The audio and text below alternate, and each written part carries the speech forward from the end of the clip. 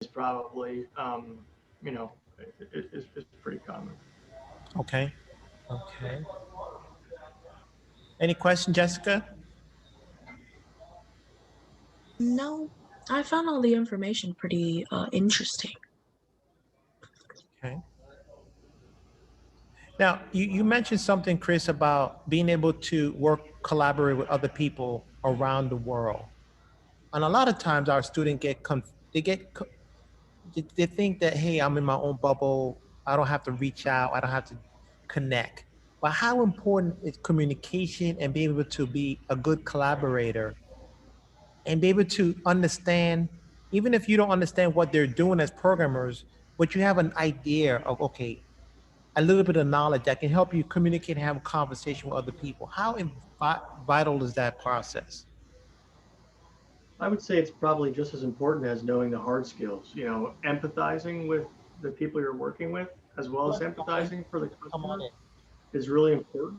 And at the end of the day, you know, obviously there's still ideas out there that haven't been found, but you know, there's all these concepts like, you know, I'm sure it's part of the curriculum, design thinking. You know, I think that's the best way. You know, and again, don't limit yourself to one customer, right? Like you have to get critical mass. You have to sit in the customer's seat. But there's a lot of tools out there too that you can collaborate with. So you know, I remember when I started working with the folks in the Middle East, like we were using Amazon Chime as like a WebEx tool.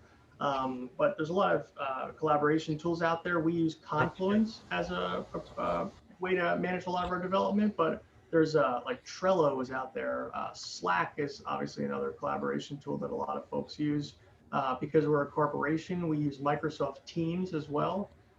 So there's just a lot of things out there. There's another product called Monday. It's a way to collaborate.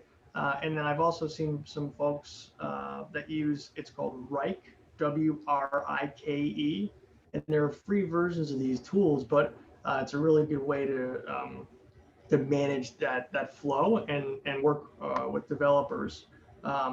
Another cool tool, I don't know if you're using it, is called Miro, Miro. It's a bit of a like a whiteboarding tool where folks from across like different regions can go in and sort of collaborate in one page, sticky notes, things like that. Now I have my other class who just walked in, so this is great to get to hear a little bit more. And it's another app Yeah. class. Hey guys. But let me ask you a question.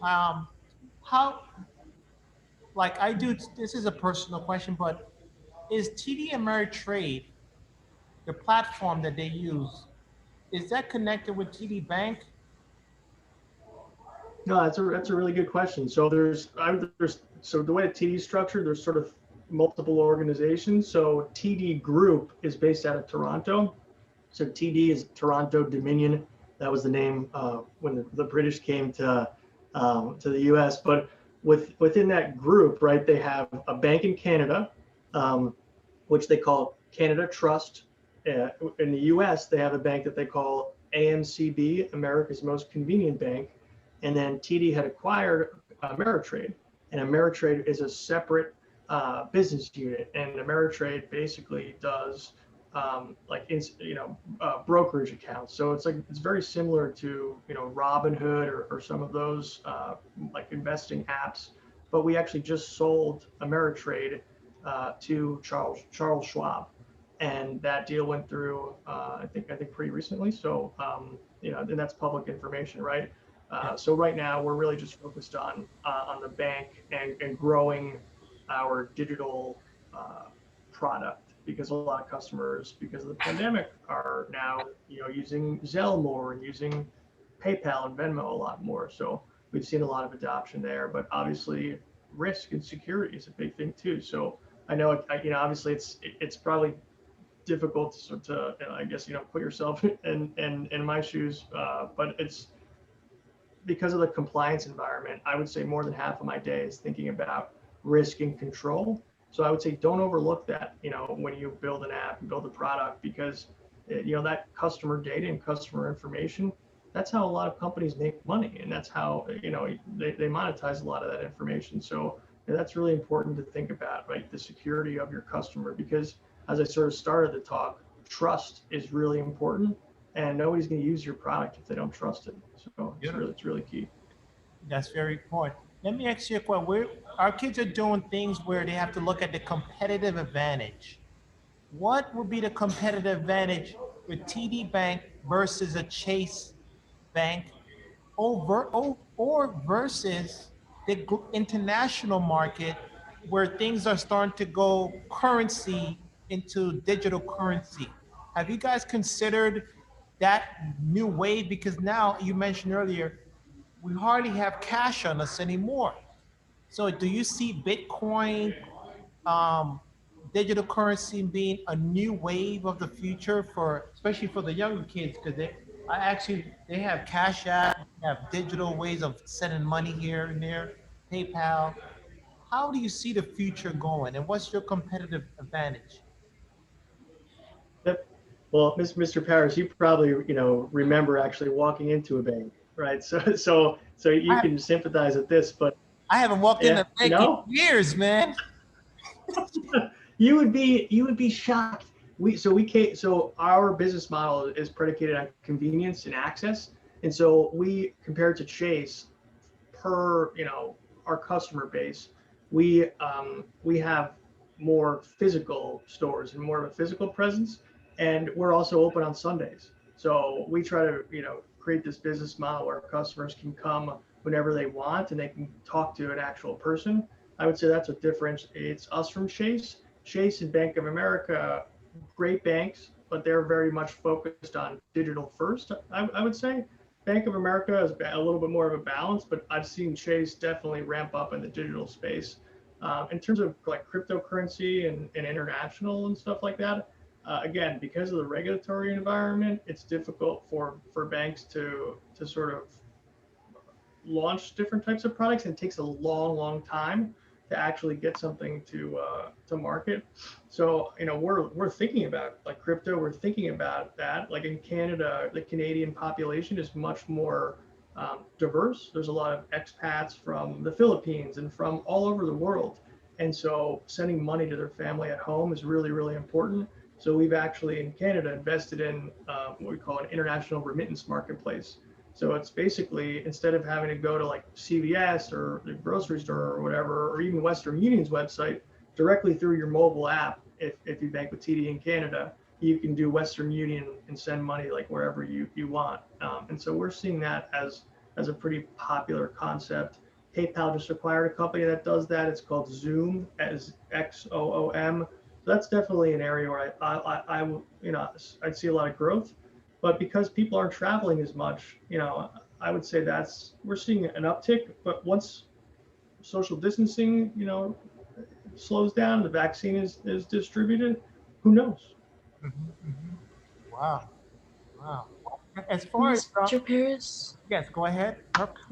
the next class is starting. Okay, you guys may head to your next class. But my kids who are here on the screen will be continuing the discussion. Okay, thank you so much, guys. Everybody who participate, you get an extra credit. Hey, have a great weekend and holiday. So probably we do maybe about five more minutes, 10 more minutes of time. Is that good for you, Sure. Chris? Okay. Yeah, it sounds great.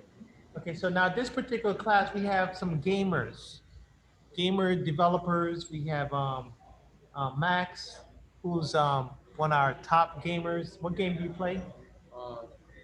Smash Bros. League of Legends yet? League of Legends, Smash Bros. Now, we have kids build out their games, but they're using QuickBooks integration as a way to track inventory and all that good stuff. My question to the youngsters, how important, and maybe you can help us out because they become players. How important as producers, we need to have more creators and programmers and developers because a lot of times they're consuming these products. They're just purchasing it, they don't have any say. But what are some strategies or things that you can maybe say to these kids that, hey, instead of just playing the game, maybe try learning something that could bring income in at the end of the day? You know, because we have a lot of players, but we don't Yeah, have yeah. any creators. Yeah, and everybody always used to tell me, hey, like follow your passion, do what you love to do. And I think if you love gaming, you know, and and that's something you're passionate about, chances are you know more about gaming than somebody else, right? And so, I think that you have a head start right there. If someone sees it as work, then they're not going to be apt to do it. But if you enjoy it, then it's not going to seem like work. But I would say, if you're playing video games, think about ways and frustrations that you have about you know and that's when you think about, I mentioned design thinking, as you start to ideate around the customer experience, that's really how you innovate, right? Innovation doesn't need to be this like whiz bang type thing. It could just be a small change, right? Maybe so my wife just got the Switch, so because she wanted to play Mario Kart with her sister in North Carolina. And so we have the Switch, but it's you know I find frustrating, like the charging, like those two things on the side, you got to like take them out every time. And it's like, Yeah. like, is there an easier way to like, to do that? Like, I don't know, maybe there's like a third party controller that you could create that like, that could be easier to like, slide in and out of the sides of that like console, because those little buttons are so tiny, right? Like, I know it's a trivial example, but like, think about these small little pain points and what's bothering, the customer. And like, that could be an innovation in and of itself. Again, like you're maybe talking more about development and stuff like that, but when you think about building an app, I mentioned there's these three buckets. There's the development, which is like the back end, and then there's the front end. But I would say the front end is really important, and I would say it's becoming increasingly important, because that's how a lot of companies are competing. And so when I look at a lot of the fintech apps, their front ends are way better than the banking apps. Like the Cash App, it looks awesome. And so that's a completely different like skill set and mentality when you talk about development. So I would you could be I would say it's very rare that I meet somebody who's like a front end back end developer. It's usually like one or the other. Any questions so far, guys? Any questions that I can know? Let me see if they have any questions. 1 second. Everybody gets an A by saying something. What does he mean by front end and back end developer? Yep. Front end and back So back end is, that's a fantastic question. So the back end is basically the code that drives the actual functionality. So like when you think about the alerting app that I was talking about before, when I was presenting, this app has it's connecting to technology behind the scenes that sends out these notifications. So in order to, make an API call, like you obviously need to build code. And so that's what I'm like referring to as the back end. The front end is really just, the look and feel. So like the HTML, the visual. So like when you pull up an app, that home screen is the front end, right? And I work with a lot of people. They use a product called Balsamiq, and that's one of the ones that they use to mock up wireframes. But at the end of the day, I really think like product management is becoming ubiquitous. Like it's everywhere. Every company now has like product managers, and it's because everyone is making that digital leap.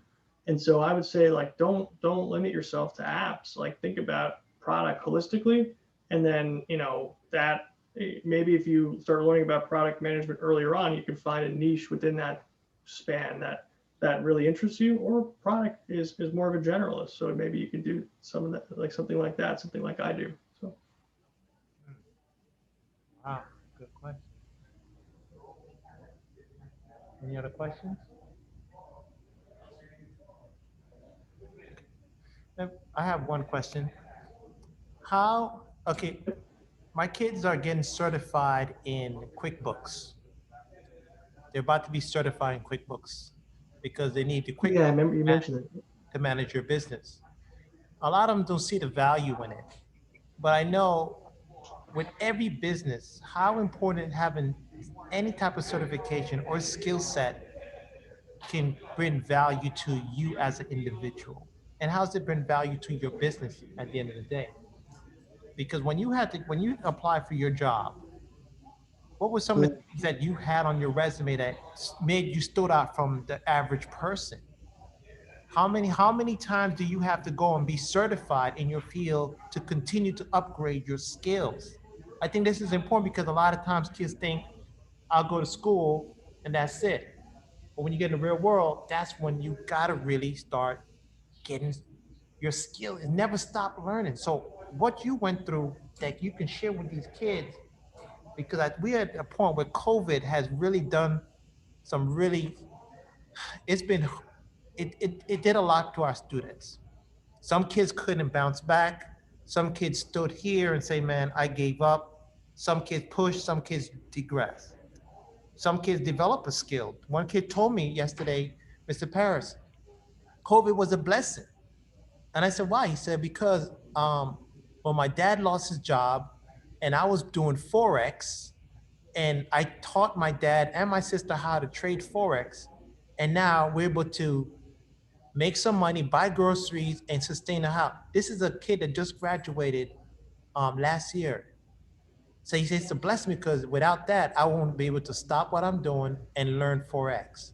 And he's trading. We had a conversation talking about how he's in foreign exchange, how he's switching, how he's looking at pips. I mean, the kid was really, and this is a 18-year-old kid. You see? So if you could share something to get our kids like, boop, I think that would be the next level to really conclude our question for today. Yeah, and thanks for having me. It was great to talk with everyone. I would say, the grass is always greener, right? Like, at least in this COVID environment, you have your friends and you can see everyone. I'm stuck in this, in this room, and yeah, it might look nice, right? But it's, I really miss the social interaction. So that's definitely something that, I would say, to your point earlier, Mr. Paris, like, making sure that you communicate. Like, we can get so wrapped up in our phones and everything that, like, making sure to maintain that human touch is really, really important. And that's key because, when you hire somebody, you want to work with somebody that you can tolerate and that you enjoy, right? You're with that person 10, 12 hours a day. So I would say, you always put your best foot forward. When you talk about certifications, so QuickBooks is Intuit, I believe. Yep. Intuit is a company, is a technology company, and I think they spun off Rocket Mortgage, which is a really cool concept. And so Intuit has a lot of integrations, even with our small business offerings. And so I think it's definitely worthwhile. A lot of the finance stuff can be painstaking, but as I look back at some of my friends who succeeded like right away, they were the people that had these credentials. And it's longer term that might not be the case, right? You have to sort of evolve and you have to constantly learn and you have to keep learning, but the credentials can sort of signal to a recruiter, signal to employer, hey, I've done this diligence. And a lot of times, recruiters might just be running a query for a particular word. And if you don't have that certification, you might not even get an interview, right? And so some of the stuff, it might be a waste of money, but, I would say if, there's a lot of like tuition reimbursement and ways to get some of the stuff comped so you don't have to actually pay for it out of pocket. And like, that's one of the things I did. I have like a Six Sigma credential, and it sounds silly, but it was like paid for by my company. It like differentiated me from other people. But like, as I mentioned before, I had a liberal arts background. So I basically learned about, Greek mythology, as well as like, French and, economics and stuff. So I didn't come out of college with like a skill, right? Like, that's why I had to go and get my MBA. And I'm not saying it's a bad thing, but I would say, I think getting a lot of different experiences. My friends that were in the accounting track, they had jobs like right away. They were doing the CPA stuff. So when you think about QuickBooks, like that stuff's boring, but you're always going to need accountants. And accounting is like a really good track to get into. And you get that CPA and, the foundation that, like, I showed a business case on one of my slides. That's all accounting. Like, accounting is like everywhere. And so that's really, really important. I would say, like, if I could do it all over again, Shoot, I'd probably take more accounting classes because that would probably prepare me better for understanding the financial side of things because that can't be automated, right? And that's always changing. There's compliance around that. So yeah, I would sort of leave you, with that. Like, in the COVID times, obviously there's a lot of schools that have gone online to do virtual learning, but do what you enjoy, because you're going to be doing it for a long time. I look at, I've been around, I've been working for 14, 13 years now, and I've been at two different companies, but, I spend more time with my colleagues than I do with my wife and my daughter. But, do something you enjoy, and definitely, enjoy the people you're doing it with. So that's what I would say. And Chris, let me just tell you, it's been a pleasure. I mean, the information that these kids got today, hopefully, I see his eyes is glowing. This kid's eyes is something that's happening here. So they about to do some really big things, but I mean, the information is half the battle. And I know you taking time out of your schedule to come talk to the kids is definitely a blessing. And you will be getting some blessings too, because you're helping out the kids and sharing a different light. Because a lot of times they don't hear this. You hear from Mr. Paris, Yeah. but from a professional, it makes a big difference. And I want to definitely thank you for that. And I'm thinking about going over to TD Bank. I'm kind of tired of Chase anyway. I want to try something new for the 2021. That's why I was asking about your competitive advantage. And so I probably might be trying TD Bank out, see how you guys are over there. But anyway, I mean, I want to say thank you guys. Any other questions before we go? You got the source right in front of us. This was phenomenal, Chris. Thank you so much. Okay. Thank you. This is really great. Thank you Yeah, so definitely. much. And if you have any other questions or anything else, just shoot them my way. And I'm honestly really happy to help. I wish I had somebody, there for me. So I'm happy to pay it forward. No, this is Awesome. great. Thank you, Chris. Chris, I'm gonna have Tahaji send you a paper to sign that we need to have signatures that you did a presentation with our kids. And it's just for our document, because we're STEM designated school, we do a lot of technology stuff. I need to get a signature on that. Okay, yeah, Miss Precious sent it to me, and I'll hand it over to Chris. Perfect. But thank you again, Chris, guys. Thank you. All right, thank you, Chris. Holidays, everyone. Take Okay, care. happy holidays. Take All care. right, have a good day, everyone. Take care.